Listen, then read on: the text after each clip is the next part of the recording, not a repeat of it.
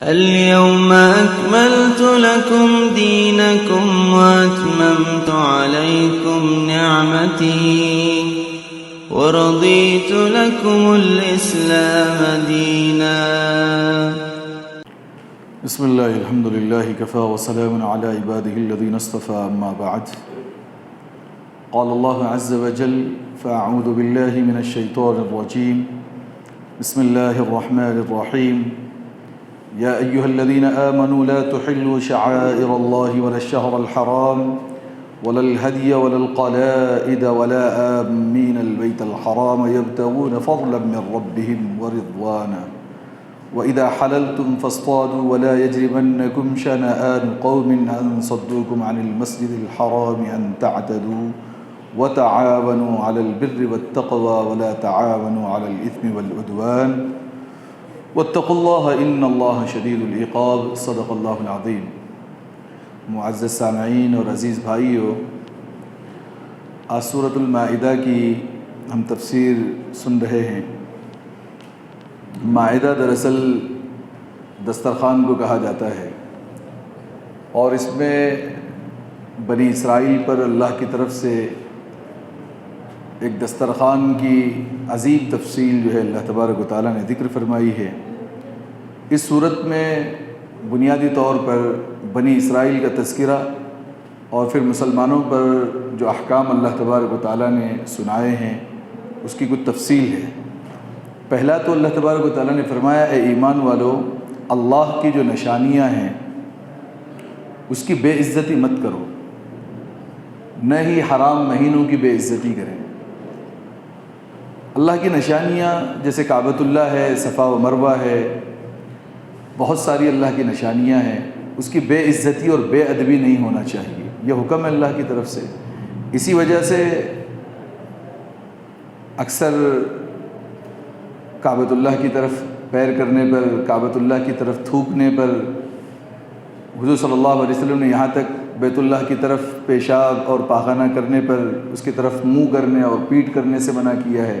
یہ سب اللہ کے شعائر کی ادب ہے.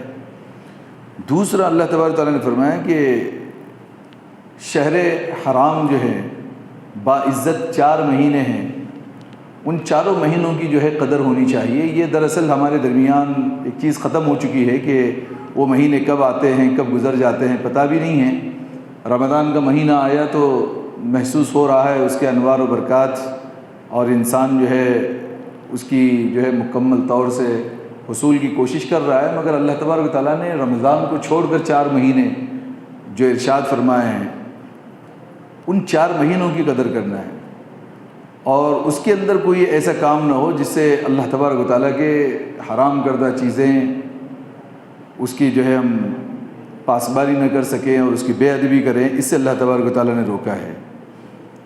تیسرا، اسی طریقے پر حاجیوں سے کہا گیا ہے کہ جو لوگ حج کو جا رہے ہیں ان کی بے ادبی نہ ہو، اور وہ جب وہاں چلے جائیں تو پھر شکار کے مسئلے کو اللہ نے کہا کہ جب تم احرام کھول دو تو شکار کر سکتے ہو. پھر ایک بات یہ کہی کہ کسی انسان کے لیے بات درست نہیں ہے کہ مسجد حرام سے روکے. یعنی کوئی عمرہ جانا چاہ رہا ہے، کوئی حج کو جانا چاہ رہا ہے تو آدمی اس کو روکتے ہیں کہ نہیں پہلے یہ کر لیجئے پھر جائیے، اور ابھی زندگی پڑی ہے پھر کر لیجئے. اللہ نے کہا کہ کسی کے لیے مناسب نہیں کہ ان صدوکم عن المسجد الحرام، کہ آپ مسجد حرام سے حج و عمرے سے روکیے. جو جا رہے ہیں ان کا ادب کیجیے. اور پھر ایک اہم بات یہ کہی کہ ہمیشہ تعاونوا علی البر والتقوی، نیکی کے اور تقوی کے کاموں پر مدد کیا کیجیے. زندگی بھر انسان کو اللہ تعالیٰ نے چھوٹی چھوٹی جو چیزیں سکھائیں بہت اہمیت کے حامل ہیں. جہاں کہیں نیک کام ہو، اچھا کام ہو، اس میں ہیلپ کرنا چاہیے، اس کو اپریشیٹ کرنا چاہیے، اس کی تعریف کرنی چاہیے. ولا تعاونوا علی الاسم والعدوان، جہاں گناہ کا کام ہے، سرکشی کا کام ہے، اسلام کے خلاف کوئی کام ہو رہا ہے تو اس پر کبھی تعاون نہیں کرنا چاہیے. مگر آج کل کیسا ہو رہا ہے کہ ہم اپنی قیامت کے قریب، حضور نے یہاں تک بھی فرمایا ہے کہ آدمی اپنے دین کے دوست پر ہوتا ہے اور اسی کے ساتھ ہوتا ہے جس سے وہ محبت کرتا ہے. اگر دوست بے دین ہے تو انسان بے دین دوست کے پر اسلام کے خلاف اس کے تعاون کرتا ہے. تو ہمیں جو ہے ہماری مکمل زندگی اسلام کے تحت ہونی چاہیے. چاہے والدین بھی اگر اسلام کے خلاف کسی کے تعاون کی بات کرتے ہیں تو یہاں والدین کی بات تسلیم نہیں کی جائے گی، وہی تسلیم کیا جائے گا جو اللہ اور اس کے رسول کی مرضی ہے۔ ہاں، اس کے دائرے میں رہتے ہوئے پھر والدین کے ادب و احترام ہے، اسی کے دائرے میں رہتے ہوئے دوست احباب ہیں، اسی کے دائرے میں رہتے ہوئے تمام تر چیزیں ہیں۔ اللہ رسول سے ہٹ کر کے پھر کچھ بھی ہو اس کا کوئی کبھی بھی تعاون نہیں کرنا چاہیے۔ دوسری آیت اللہ نے فرمائی کہ جو حلال و حرام جانور، گزشتہ سال ہم نے بالتفصیل ذکر کیا تھا، 3 قسم کے جانور ہوتے ہیں جس کی تفصیل آج نہیں ہوگی۔ ایک ہے زمین پہ چلنے والے جانور، دوسرے ہے ہوا میں اڑنے والے پرندے، تیسرے ہے پانی کے اندر جو ہے وہ تیرنے والے جانور، مچھلی وغیرہ۔ اس کی تفصیل جو ہے گزر چکی ہے۔ ان تمام کو مد نظر رکھتے ہوئے اللہ نے فرمایا کہ حرمت علیکم المیتہ، پہلی چیز مردار حرام ہے، سمندر کا نہیں، زمین پر خشکی کا مردار، بکری مری ہوئی ہے، بھینس مری ہوئی ہے، حلال نہیں ہو سکتی، مردار حلال۔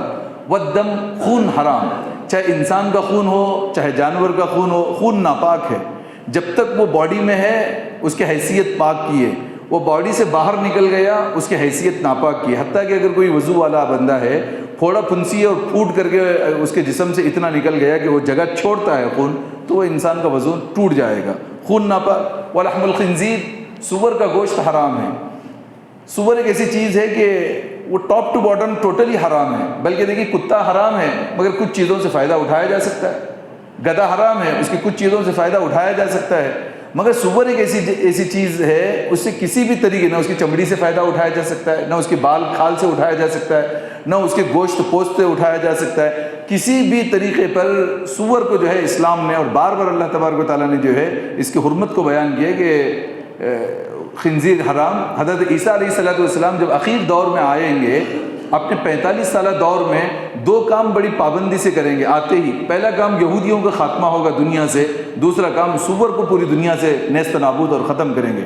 تو اتنی جو ہے وہ جس پر اللہ تبارک و تعالیٰ کی لعنت ہے، جو لوگ سور پالتے ہیں یا سور سے جو مناسبت رکھتے ہیں، ان میں ایک برائی پہلی یہ پیدا ہوتی ہے کہ بے حیائی کا شکار ہوتے ہیں، انہیں پھر وہ بیوی میں اور ماں میں کوئی فرق محسوس نہیں ہوتا۔ اس کے گوشت کھانے والے اتنے بے حیا ہوتے ہیں، یہی وہ جانور ہے جو سمجھ آنے کے بعد سب سے پہلے اپنی ماں سے بدکاری کرتا ہے۔ اس کے گوشت کھانے والے جو حضرات ہوتے ہیں ان کے اندر حیاداری کا جنازہ جو ہے وہ اٹھ چکا ہوتا ہے۔ دوسرا کہا وما اہل لغیر اللہ بہ، اللہ کے علاوہ کے نام پر کوئی بھی ہو، کسی کے نام پر بھی ہو، کوئی جانور ذبح کیا جائے وہ حلال نہیں ہے۔ خدا ہی کے لیے، خدا ہی کے نام پر حلال کیا گیا ہے، ذبح کیا گیا حلال ہے۔ نیت ہماری کہیں اور ہو مگر بسم اللہ یہ اللہ اکبر بولا جا رہا ہے، حلال نہیں ہوگا۔ زبان سے اللہ کا نام بھی ہو اور جو ذبح کیا ہوا جو جانور ہے وہ بھی اللہ ہی کے لیے ہو، کسی پیغمبر کے لیے، کسی رسول کے لیے، کسی فرشتے کے لیے، کسی ولی کے لیے، کسی اور کے لیے، اس طریقے سے کہ وہ جانور اس کے لیے اگر ذبح کیا جائے تو اللہ نے قانون بنایا کہ وہ حلال نہیں ہو سکتا۔ پھر فرمایا کچھ جانور اس زمانے میں ایسے ہوتے تھے جن کو الٹا سیدھا ذبح کیا جاتا ہے۔ کیسے؟ بعض کو جو ہے جیسے آپ نے دیکھا ہوگا کہ غیر سماج میں جب بلی چڑھائی جاتی ہے، گردن کے پچھلے حصے سے تلوار ماری جاتی ہے، پھر وہ خون جو ہے فواروں کی شکل میں جو ہے آدھا نکلتا ہے آدھا نہیں، اس کو جو ہے منخنقہ کہتے ہیں، گردن توڑ دینا، الٹے جانب سے مار دیا جائے۔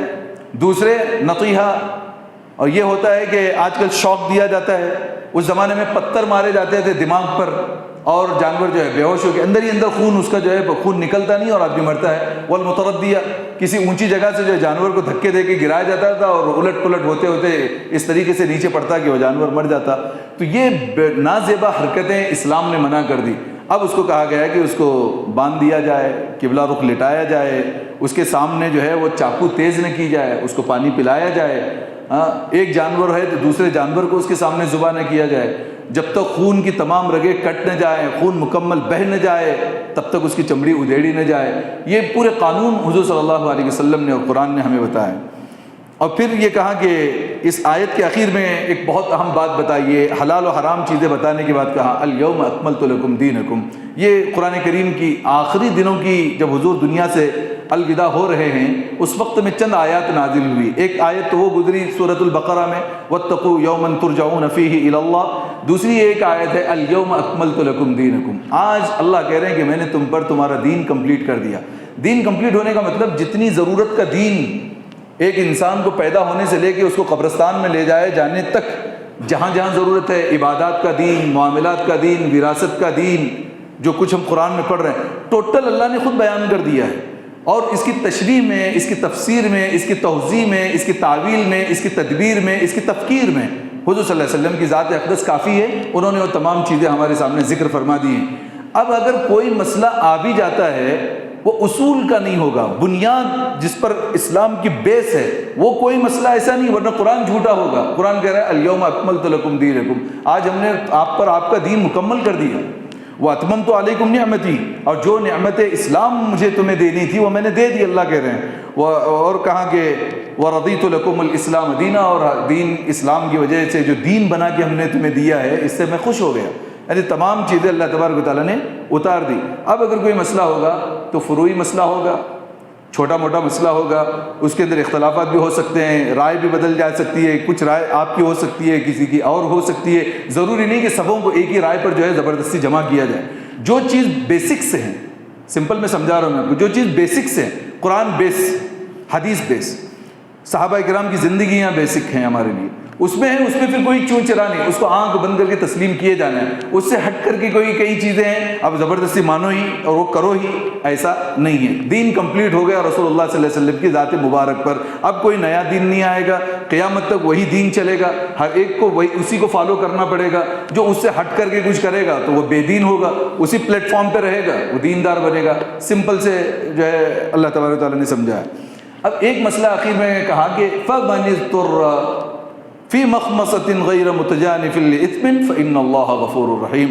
سور بھی حرام ہے، منخنقہ حرام، متردیہ حرام، جو الگ الگ جانور ہیں یہ ایسے ذبح ہونے پر تمام کی تمام حرام ہیں۔ لیکن ایک بندہ ایسا ہے کہ اضطراری حالت میں ہے، اضطراری کہتے ہیں کہ بندے کو بھوک اتنی زیادہ لگی ہے کہ کھانے کے لیے اس کے پاس کوئی اور چیز نہیں ہے کہ سوائے حرام ہے اس کے پاس میں، تو اگر وہ اپنی جان کو بچانے کے لیے اتنا استعمال کر لیتا ہے کہ اس کی جان بچ جائے اور آگے وہ نکل جائے، اللہ کہتے ہیں کہ ٹھیک ہے تمہارے اس طریقے کے استعمال پر میں تمہیں معاف کر دیتا ہوں، یہ گناہ بخشے جانے والا ہے اور اللہ غفور الرحیم ہے۔ اب اس کے بعد تیسرا مسئلہ اللہ نے جو بہت اہم بتایا وہ کتے کے سلسلے میں بتایا ہے، اس کے بارے میں معلوم ہونا ضروری ہے، اس کے لیے انہی ٹاپکس کو ہم یہاں پہ چھیڑ رہے ہیں جو گزشتہ سال ہم نے نہیں لیے۔ اللہ فرماتے ہیں یسألونک ماذا أحل لکم قل أحل لكم الطیبات وما علمتم من الجوارح مکلبین تعلمونہن مما علمکم اللہ۔ اے نبی، لوگ آپ کو ایسے سوال کرتے ہیں کہ کیا کیا چیزیں حلال ہیں، اللہ کہتے ہیں کہ سب سے پہلے پاکیزہ چیز حلال ہے۔ ایک مسئلہ پہلے سمجھے، اس مسئلے کو سمجھنے سے پہلے اسلام میں حرام ہونے کے لیے کسی چیز کی دلیل ہے، ہونا چاہیے۔ مثال کے طور پہ یہ صاحب کھانا ہے کہ نہیں کھانا ہے، یہ چیز پینی ہے کہ نہیں پینی ہے، اس کے حرام ہونے کے لیے کوئی آپ کے پاس دلیل ثبوت ہونا چاہیے۔ کوئی ثبوت آ گیا تو حرام ہے، ورنہ تمام چیزیں حلال ہیں۔ بات سمجھ نہیں آئی شاید؟ میں سمجھتا ہوں کہ دنیا میں ہم جو کھاتے پیتے ہیں 100 چیزیں، فار ایگزامپل 100 چیزیں ہم کھاتے اور پیتے ہیں، ٹوٹلی 100 حلال، 100 کے 100 حلال۔ اب جو چیزیں حرام ہیں اس کو قرآن اور حدیث بتا رہے ہیں، جیسے مثال کے طور پہ شراب حرام، مردار حرام، خون حرام، سور حرام، فلاں حرام۔ اب یہ چیز اس لسٹ میں چلی گئی حرام کی۔ اب جو لسٹ بنی ہوئی نہیں ہے ہمارے پاس میں وہ تمام کے تمام حلال ہیں، لیکن پھر ہم آج بھی جو ہے ہر چیز میں جھگڑے کرتے رہتے ہیں کہ وہ سب مکروہ ہے، وہ سب فلاں ہے، وہ سب فلاں ہے۔ دیکھیے کھانے پینے کے معاملے میں نظریہ یہ ہونا چاہیے یا تو وہ حلال ہوگا یا تو وہ حرام ہوگا، چور دروازہ نہیں، بیچ کا راستہ نہیں، صاحب وہ مکروہ ہو سکتا ہے، نہیں، کھانا ہے یا نہیں کھانا، یہ چیز حلال ہوگی یا نہیں ہوگی، نہیں حلال ہے بٹ تھوڑا سا وہ دل نہیں مانتا، وہ آپ کا نہیں مانتا ہوگا، ہم کھائیں نہ کھائیں، آپ سمجھ آ رہی نہیں ہے بات ہے۔ اسلام نے 2 ہی چیزیں رکھی ہے، یا تو کوئی چیز حلال ہوگی یا کوئی چیز حرام ہوگی۔ کھانے پینے میں کہہ رہا ہوں، بقیہ عبادت میں، دوسری اور چیزوں میں وہاں مستحبات بھی ہوں گے، وہاں فضیلت کی چیزیں بھی ہوں گی، وہاں مندوبات بھی ہوں گے، وہاں سنتیں بھی ہوں گی، نوافل بھی ہوں گے، وہاں ٹھیک ہے کوئی کر لیتا ہے بہتر ہے، کوئی نہیں کرتا ہے تو کوئی گناہ کی، لیکن کہیں انسان شک میں اگر حرام کھا لے اس کی تو عبادت گئی۔ اس کے لیے یا تو چیز حلال ہوگی یا چیز حرام ہوگی۔ اب اللہ نے فرمایا دوسری چیز کہا کہ وما علمتم من الجوارح مکلبین، جو کتوں کو تم سکھاتے ہو وہ تمہارے لیے حلال ہے۔ اب کتا پالنا جو ہے خصوصاً 2 چیزوں کی وجہ سے جائز ہے، ایک تو انسان اپنی حفاظت کے لیے جو ہے کتا پالے، دوسرا شکار کے لیے پالے۔ اب حفاظت میں آپ کیٹیگریز بنا سکتے ہیں، اپنی ذات کی حفاظت کرنی ہے کسی کو، جیسے مثال کے طور پہ جو خانہ بدوش ہوتے ہیں یا مسافرین ہوتے ہیں جا رہے ہیں, کتا رکھا ہوا ہے تاکہ کوئی جنگل میں کوئی جانور نہ پکڑ لے, کوئی انسان جو ہے انہیں جو ہے وہ پریشان نہ کرے, کوئی ڈاکہ نہ ڈالے, کتا وہ ساتھ میں رکھ رہے ہیں حفاظت کے لیے.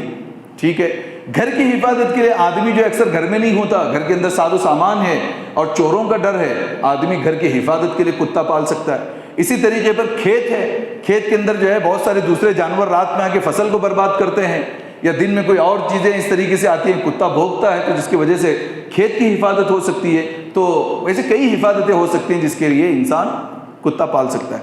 دوسرا اس کا پارٹ ہے شکار.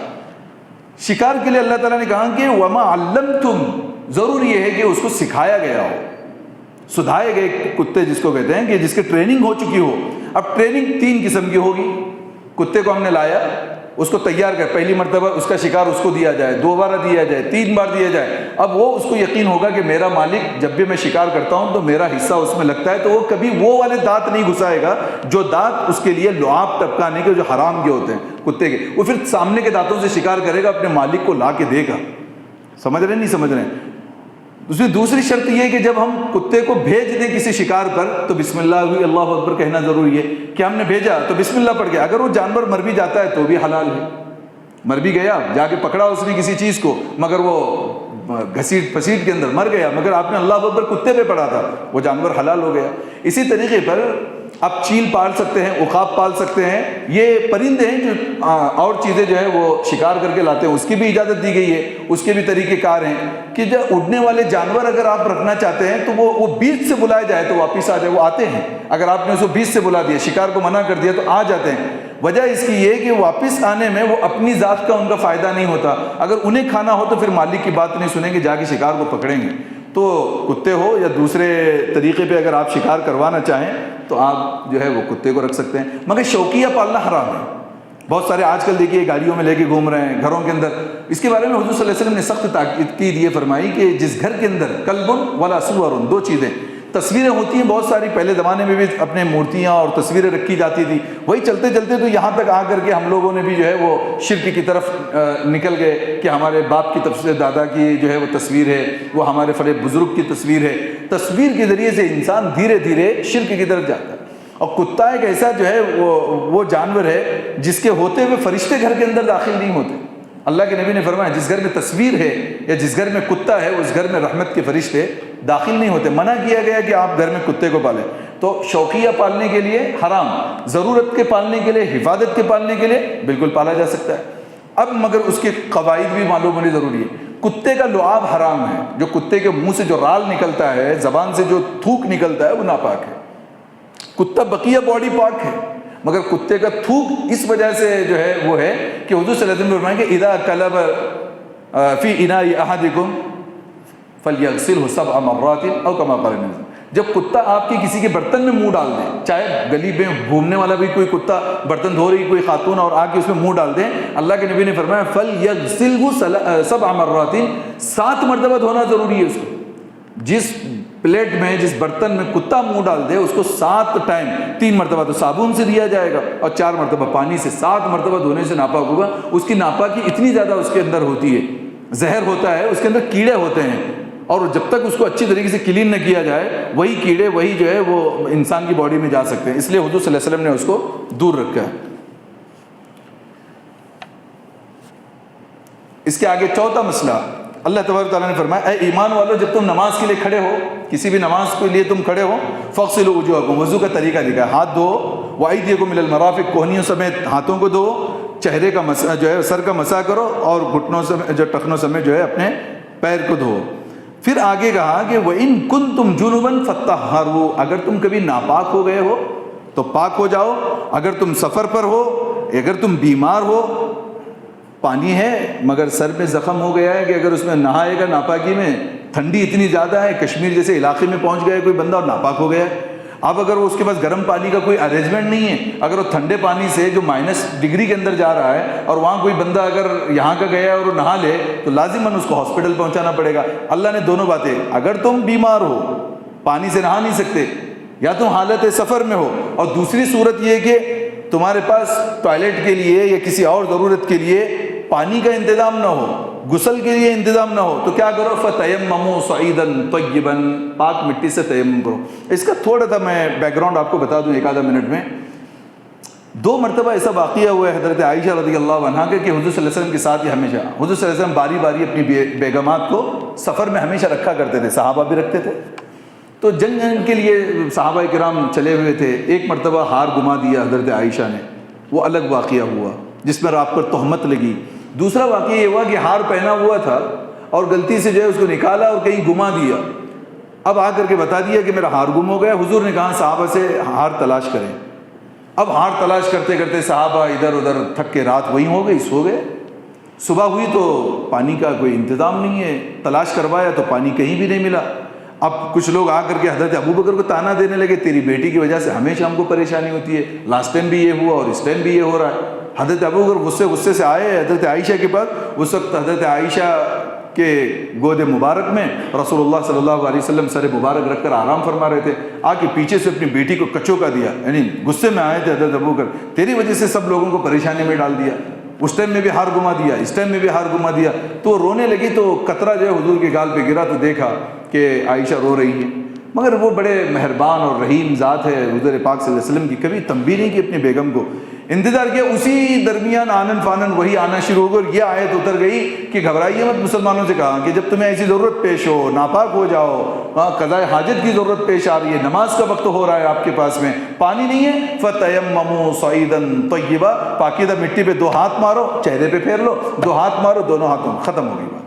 حتیٰ کہ کوئی ماہواری کی عورت بھی ہے، وہ اس کا خون آنا بند ہو گیا، نہانے کے لیے غسل کے لیے پانی نہیں ہے، 2 ہاتھ چہرے پہ 2 ہاتھ ہاتھوں پہ مار دے گی، وہ پاک ہو جائے گی۔ اس کے بعد سفر میں جب تک پانی نہ ملے تمام تر نمازیں پڑھ سکتی ہے، عبادت کر سکتی ہے، تلاوت کر سکتی ہے۔ اسی طریقے سے ناپاک آدمی رات میں ناپاک ہو گیا، بیوی سے ہم بستری تھی یا احتلام ہو گیا تھا اور اس نے جو تیمم کر لیا، اس کے لیے یہ کافی ہے۔ اس بات کو بتا کہ اللہ تعالیٰ آخر میں کہتے ہیں ما یرید اللہ لیجعل علیکم من حرج، اللہ نہیں چاہتا کہ آپ کو تکلیف میں ڈالے، یعنی کتنی کلیئر بات اللہ نے کہی، ما یرید اللہ، اللہ کی چاہت یہ نہیں ہے لیجعل علیکم من حرج کہ آپ کو کوئی تکلیف دے، ولیکن وہ خدا لیکن چاہتا ہے لیطہرکم، آپ کو پاک کرے، ولیتم نعمتہ علیکم لعلکم تشکرون، ہماری اپنی نعمتیں آپ پر اس لیے ڈالتا ہے تاکہ آپ شکر گزار بندے بن جاؤ۔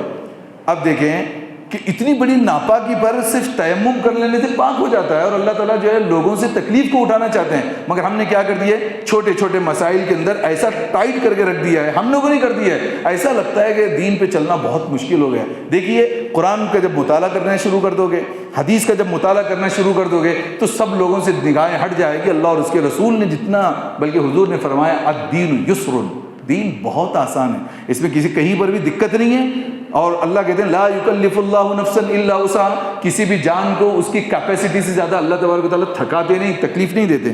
یہ ایک یہاں پر ہو گئی۔ آخری اور ایک 7واں مسئلہ بھی ہم پڑھ لیں، کیونکہ اکثر ہم لوگ پہلے پارے میں بھی اور کئی جگہ پر بھی جو ہے وہ چیزیں ہمارے سامنے گزرتی ہیں، وہ ہے حضرت آدم علیہ السلام کے دونوں بیٹوں کا واقعہ، حابیل اور قابیل کا واقعہ۔ ہوتا یہ تھا کہ حضرت آدم کو ایک ساتھ 2 بچے پیدا ہوتے تھے شروع میں، ایک لڑکا ہوتا اور ایک لڑکی ہوتی، اور دونوں کا نکاح حلال، مطلب پھر بچے ہوتے، لڑکا لڑکی کا نکاح جائز ہوتا، اس لیے کہ ذریت کو بڑھانا تھا، پوری دنیا کو اللہ تبارک و تعالیٰ کو آباد بھی تو کرنا تھا، تو اس طریقے کے بچے ہو رہے تھے۔ اب ایک وقت ہو گیا کہ حابیل کے ساتھ بھی ایک لڑکی بہن پیدا ہو گئی، قابیل کے ساتھ بھی ایک بہن پیدا ہو گئی۔ اب جس کے حصے میں جو بہن آنی تھی وہ تھوڑی بدصورت تھی، قابیل کے حصے میں جو بہن تھی وہ بدصورت تھی، حابیل کے ساتھ جس کا نکاح ہونا تھا وہ لڑکی خوبصورت تھی۔ اب قابیل اٹھ کر کے حابیل سے کہنے لگا کہ اس لڑکی سے میں نکاح کرنا چاہوں گا۔ حابیل نے کہا میں کیوں دوں جبکہ یہ میرے حصے میں آ رہی ہے۔ پھر مسئلہ پہنچا حضرت آدم کے پاس میں، حضرت آدم علیہ السلام نے فیصلہ کیا کہ نہیں، یہ حابیل کی ہوگی اور یہ قابیل کی ہوگی۔ سب سے پہلا انکار کر دیا اس بندے نے، میں تیری بات نہیں مانتا، بات ہوگا۔ حضرت آدم کا انکار کیا، نہیں مانوں گا۔ تو حضرت آدم نے ایک راستہ نکالا، ایک کام کرو، دونوں لوگ اپنی اپنی قربانی اللہ کے راستے میں رکھو۔ پہلے ہوتا تھا یہ کہ بہت لمبے زمانے تک بھی سارے گاؤں کے لوگ اپنی قربانیاں وغیرہ لے کے پہاڑ پر جاتے تھے، اس کو رکھتے تھے, دعا میں بیٹھ جاتے تھے, آگ آسمان سے آتی اور ان کے کھانے کو جو ہے وہ جلا کے نکل جاتی. جس کے کھانے پہ آگ آ کے لگ جاتی وہ نظر و نیاز, وہ قربانی, وہ چڑھاوے اللہ کے دربار میں قبول ہوتے. جس کی نیت اچھی نہیں ہوتی ہے, جس کے مال کو اللہ کو قبول نہیں کرنا ہوتا, آگ اسے نہیں کھاتی. اب دونوں سے یہ کہا گیا کہ تم اپنی اپنی قربانیاں رکھو, جس کی قربانی قبول اس کے ساتھ اس لڑکی کا نکاح. یہ فیصلہ حضرت آدم نے فرمایا ایک روایت کے مطابق. اب دونوں نے رکھا تو اس نے جو حابیل نے بڑی اچھی جو ہے وہ قربانی کر کے جو ہے لے کر کے آیا, اور اس نے جو ہے بالکل گھٹیا قسم کی قربانی کی قابیل نے, اور اس نے بھی لا کے رکھا. آسمان سے آگ آئی اور حابیل کی قربانی کو کھا لیا, قابیل کی نہیں کھایا. فیصلہ یہ ہوا کہ نکاح تو حابیل کے ساتھ ہوگا, قربانی کا بھی فیصلہ ہو چکا تھا. اب اس کے دل کے اندر وہ جذبات, وہ حسد جاگنا شروع ہو گیا. اب اللہ تبارک تعالیٰ ان کے نقشے کو کئی جگہ قرآن میں اور یہاں بھی تفصیل سورہ مائدہ میں اللہ نے ذکر کیا ہے. یوں فرماتے ہیں اللہ تبارک تعالیٰ, وَاتْلُ عَلَيْهِمْ نَبَأَ ابْنَيْ آدَمَ بِالْحَقِّ. اے حضور آپ اپنے بندوں, اپنے امتیوں کو آدم کے بیٹوں کا, دونوں بیٹوں کو واقعہ تلاوت کر کے بتائیے. وَاتْلُ تلاوت کیجیے, سنائیے آپ اپنے جو ہے امتیوں کو. کیا کہتے ہیں, اذ قربا قربانا فتقبل من احدهما ولم يتقبل من الاخر. دونوں نے جب قربانیاں رکھی, ایک کی تو قبول کی گئی اور دوسرے کی قبول نہیں کی گئی. قال, جس کی نہیں قبول کی گئی اس نے کہا لاقتلنک, ضرور بھی ضرور میں تیرا مرڈر کر دوں گا, تجھے قتل کروں گا. اس نے کہا قال انما يتقبل الله من المتقین. پہلا بھائی جو اچھا تھا کہنے لگا بھائی جس کی قبول کرنا ہے اللہ کرتا ہے, اس میں میرا کیا ہے. لئن بسطت الی یدک, اتنا اچھا تھا وہ حابیل, اس نے جملہ کہا لئن بسطت الی یدک لتقتلنی ما انا بباسط یدی الیک لاقتلک. اگر تو قتل کرنے کے لیے تیرا ہاتھ مجھ پر اٹھائے گا, میں ہرگز بھی میں جواب میں کبھی کارروائی نہیں کروں گا, میں نہیں ماروں گا, کیونکہ ایک بڑا گناہ ہے. آدم علیہ السلام کے بیٹے زمین کے پہلے بندے ہیں, تو مارے گا لیکن میں تجھے نہیں ماروں گا. انی اخاف اللہ رب العالمین, میں تو دو جہاں کے پالن ہار سے بہت ڈرتا ہوں. اب یہ بات چلی چلی, معاملہ بڑا, جھگڑا شروع ہوا. اس نے اٹھا کے دے مارا سر پہ, قابیل نے حابیل کو مارا اور حابیل کی موت ہو گئی. اب جہاں بھائی پڑا ہوا ہے, میت پڑی ہوئی ہے, دنیا کا پہلا مرڈر, دنیا کی پہلی میت پڑی ہوئی ہے, اور قابیل سوچ رہا ہے کہ میں اس کا کیا کروں. ابھی اس لڑکی کے نکاح کے لیے مار تو دیا تھا, اب سوچ رہا تھا کہ فطوعت له نفسه قتل اخيه فقتله فاصبح من الخاسرين فبعث الله غرابا يبحث في الارض ليريه كيف يواري سوءة اخيه. دو کوے آئے, ایک مرا ہوا کوا پڑا تھا, دوسرا کوا آیا اپنی چونچ سے قبر کھودنا شروع کیا. کوے نے کیا کر دیا, قبر کھودنا شروع کیا اور اس کو ڈال دیا. اب وہ دیکھ رہا ہے اس کوے کی حالت کو, کہتا ہے یا ویلتا عجزت ان اکون مثل هذا الغراب, میں تو اس کوے سے بھی زیادہ جو ہے کمزور ہوں, میرے دماغ میں اتنی بھی نہیں آئی. اس نے کیا کیا, کھدائی کر دی اور جو حابیل کو اس میں ڈال کے برابر کر دیا. دنیا کا سب سے پہلا انسان جس نے مرڈر بھی کیا, دنیا کی سب سے پہلی قبر بھی اسے قابیل نے بنائی. فاصبح من النادمین, صبح اس حالت بھی کی کہ شرمندہ ہوا. اب آگے دیکھیں, من اجل ذالک, اسی وجہ سے اللہ کہتے ہیں اسی وجہ سے کتبنا, ہم نے فرض کر دیا ہے, علی بنی اسرائیل, بنی اسرائیل پر, انه من قتل نفسا بغیر نفس او فساد فی الارض فکانما قتل الناس جميعا. جس نے کسی انسان کو ناحق مار دیا, مرڈر کر دیا, یا زمین میں فساد برپا کر دیا, اس نے ایک انسان کا قتل نہیں کیا, پوری انسانیت کا. فکانما قتل الناس جميعا, پوری انسانیت کو اس نے مرڈر کر دیا. ومن احیاها, کسی نے کسی کی جان بچائی, اللہ کہتے ہیں فکانما احیا الناس جميعا, وہ ایسا ہے جیسے پوری دنیا کے انسانوں کی جان بچائی. اب یہ جملہ اتنا پیارا ہے اللہ تبارک و تعالیٰ کا. اس سلسلے میں دو باتیں سمجھیں. قرآن مجید میں اور احادیث مبارکہ میں سب سے پہلا گناہ شرک لکھا ہے. کفر تو گناہ نہیں ہے, کفر تو آؤٹ ہی ہے, وہ تو جہنم میں. شرک کہتے ہیں خدا بھی ہے اور یہ بھی ہے. شرک کہتے ہیں اللہ کے ساتھ باہر کی جو ہے کچھ چیزوں کو ایڈ کر دو. سب سے پہلا گناہ شرک, مشرک, اور اس کی کوئی مغفرت نہیں ہوگی جب تک کہ توبہ سے بھی نہیں معاملہ حل ہوگا. اس کو تو عقیدہ درست کرنا پڑے گا. دوسرا, کچھ جگہ پہ قتل النفس التي حرم اللہ بالحق. دوسرا, شرک کے بعد پہلا سب سے بڑا گناہ وہ مرڈر ہے, وہ قتل کرنا ہے. اب دیکھیں کہ اللہ کے نزدیک ایک انسان کی جان کی بڑی اہمیت ہے. آپ اندازہ اس بات پر کریں کہ جو انسان مر جائے اس کی قبر کی جو ہے وہ حرمت سکھائی گئی. جنازہ جہاں پہ ہے شور و غل سے منع کیا گیا. جنازے کے ساتھ ادب و احترام کے طریقے سکھائے گئے. حتیٰ کہ حضور نے فرمایا جب جنازہ ہو جو غسل میں شریک ہو تو اسے 1 قیرات ثواب, جو اس کے دفن میں شریک ہو اسے 1 قیرات یعنی 2 قیرات ثواب۔ صحابہ نے پوچھا کہ قیرات کیا ہے اللہ کے رسول؟ تو نبی علیہ السلام نے جواب دیا قیرات احد کے پہاڑ کے برابر ثواب۔ یعنی ایک میت جو انسان مر چکا ہو اس کا احترام اتنا زیادہ کہ اس کے ساتھ جنازے میں چلیں۔ حضور نے فرمایا کہ جنازے کے آگے آگے مت چلو، جنازہ چل رہا ہے اس کے آگے لوگوں کو منع کر دے، جنازہ آگے لوگ پیچھے ہونا چاہیے، یہ احترام۔ اندازہ کریں جب کسی انسان کے مرنے پر اس اسلام نے جتنا احترام سکھایا ہے اس انسان کے زندہ ہونے پر کیا احترام ہوگا۔ حضور صلی اللہ علیہ وسلم نے فرمایا کہ من ستر اخیہ المسلم سترہ اللہ یوم القیامہ، جس نے کسی مسلمان کی پردہ پوشی کی، کسی کا عیب پتہ چل گیا اور اس نے چھپایا اور بتایا نہیں کسی کو، اللہ کہتے ہیں قیامت کے دن تمہارے جو راز ہوں گے گناہ کے وہ میں چھپاؤں گا۔ ومن افشا، جس نے دنیا میں کسی کا راز کھول دیا، قیامت کے دن پورے بھرے مجمع میں میدان محشر میں تمہارے رازوں کو کھول دوں گا۔ اب یہاں پہ مرڈر 2 ٹائپ کا ہے، ایک ہے مرڈر، ایک ہے قتل حقیقت میں انسان کو مار دیا جائے، دوسرا قتل ہے مانوی قتل، انسان کی عزت کو جو ہے ختم کر دیا جائے۔ دونوں مرڈر کے زمرے میں آتے ہیں، ایک ہے جان کو مار دینا، ایک ہے اس کی روح کو، اس کی عزت کو مار دینا۔ محلے کے کسی انسان کو اتنا ذلیل کر دیا گیا کہ اب بیچارہ یا تو گھر بیچ کے نکل جائے یا اپنے گھر ہی میں بیچارہ بیٹھا ہوا ہے، کسی سے ملتا نہیں ہے، رات میں نکلے گا یا دن بھر بیٹھا ہوا ہے۔ لوگوں نے جو کیا کر دیا اس کو، ایک طریقے سے ایسا ہے کہ اس کے میت کی طرح اس کو مار دیا۔ یہ دونوں چیزیں جو ہے منع کر دی گئی، اور اسلام میں انسان کی عزت کا بہت بڑا رتبہ بتایا گیا، بلکہ ایک حدیث میں یوں تک بھی کہا گیا کعبے کی عزت سے بھی زیادہ محترم انسان کی عزت ہے۔ سمجھ رہے نہیں سمجھ رہے، اتنا ہائی لیول کہا گیا۔ اسی بات کو آگے آگے اللہ کہہ رہے ہیں کہ دیکھیے پھر اس کے بعد ایک قانون بنا کر کے اللہ نے کہا کہ ان النفس بالنفس والعین بالعین والانف بالانف والاذن بالاذن والسن بالسن والجرح قصاص فمن تصدق به کفارۃ له۔ دیکھیے آج کے بعد کسی نے کسی کو جان سے مار دیا تو اس کو جان سے مار دیا جائے جواب میں۔ حالانکہ اسلام کسی کو کیونکہ سمجھے ایک آدمی مرڈر کرا اور اس کو قتل کر دیا جائے پبلک میں، دوبارہ ایسا جرم نہیں ہوگا۔ دوسرا کہا والعین، کسی نے آنکھ پھوڑ دی تو اس کی وہی آنکھ پھوڑی جائے گی۔ والانف، کسی نے ناک پھوڑی ہے، ناک توڑی ہے تو سامنے والے کی ناک توڑ دی جائے گی۔ والاذن بالاذن، دانت توڑا ہے تو اس کا بھی دانت توڑ دیا جائے گا۔ اور کان کے بدلے کان، دانت کے بدلے والجرح قصاص، زخم کے بدلے اتنا زخم کر دیا جائے گا۔ ہاں اگر کسی نے سامنے والے نے معاف کر دیا تو وہ اس کا جو ہے کفارہ ادا ہو جائے گا، اگر نہیں معاف کیا تو قتل کے بدلے قتل، دانتوں کے بدلے دانت، یہ قانون بنا دیا گیا۔ پھر اسی کے ساتھ اللہ نے دوسرا حکم یہ دیا کہ السارق والسارقۃ فاقطعوا ایدیہما، چور ہو یا چور نہیں ہو، مرد ہو یا عورت اگر چوری کر دیں تو ان کے دونوں ہاتھ کاٹ دیے جائیں۔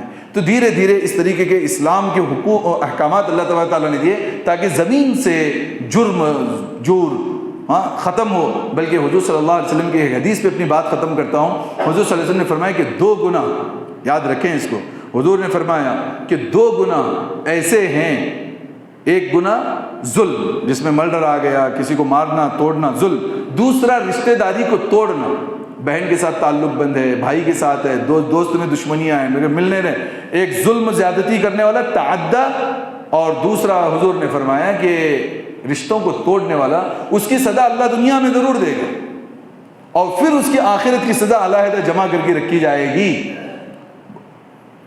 ابن ماجہ نے بھی، ابو داؤد نے بھی اور حاکم نے 3 حدیث کی بڑی کتابوں نے اس حدیث کو ذکر کیا اور کہا کہ جو یہ 2 گناہ کریں گے اس کو دنیا میں واجب سزا ملے گی۔ اب ہم پریشان ہیں، کاروبار لاس ہے، بیماری ہے، فلاں ہے، کہیں نہ کہیں ہم نے کسی کے ساتھ ظلم کیا ہے، کہیں نہ کہیں رشتوں کو توڑا ہے، دنیا میں بھی سزا ہوگی اور آخرت میں بھی سزا ہوگی۔ تو سورہ مائدہ سے ہمیں یہ سبق ملتا ہے کہ ہم اپنے ایمان کو ٹھیک کریں، حلال روزیاں کھائیں، حرام سے اپنے آپ کو بچائیں، جتنا ہو سکے ہم عمل کر رہے ہیں اس عمل کو بچانے کی، اس نیکیوں کو بچانے کی کوشش کریں، کسی پر ظلم کر کے، کسی کے ساتھ میں ناانصافیاں کر کے اپنے ایمان کو اور اپنے اعمال کو جو ہے وہ ضائع نہ کریں۔ اللہ سے دعا اللہ رب العزت ہمیں عمل کی توفیق نصیب فرمائے۔ وآخر دعوانا الحمد للہ رب العالمین۔